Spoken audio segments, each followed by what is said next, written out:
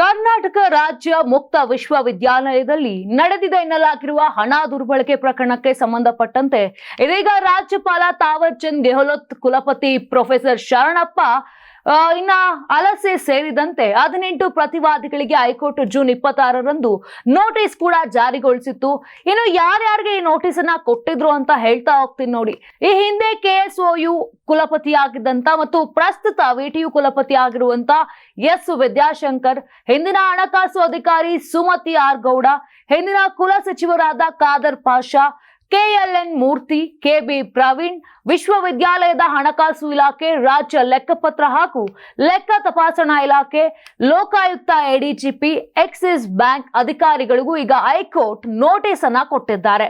ಇನ್ನು ವಿದ್ಯಾಶಂಕರ್ ತಮ್ಮ ಅವಧಿಯಲ್ಲಿ ಅನಧಿಕೃತ ಬ್ಯಾಂಕ್ ಖಾತೆ ತೆರೆದು ಸಂಸ್ಥೆಯ ಹಣ ದುರ್ಬಳಕೆ ಮಾಡಿದ್ದಾರೆ.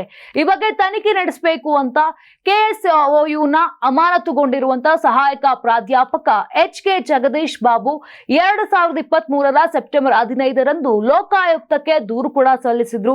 ಇನ್ನು HK ಜಗದೀಶ್ ಬಾಬು ಭ್ರಷ್ಟಾಚಾರದ ನಿಗ್ರಹ ಕಾಯ್ದೆ ಸೆಕ್ಷನ್ 17A ಅಡಿ ಈ ಪ್ರಕರಣದ FIR ದಾಖಲಿಸಲು ಅನುಮತಿ ಕೋರಿ ಲೋಕಾಯುಕ್ತ ಅಧಿಕಾರಿಗಳು ಸಲ್ಲಿಸಿದ ಮನವಿಯನ್ನ ವಿಶ್ವವಿದ್ಯಾಲಯದ ಕುಲಪತಿಯೂ ಆದ ರಾಜ್ಯಪಾಲರು ತಿರಸ್ಕರಿಸಿದರು.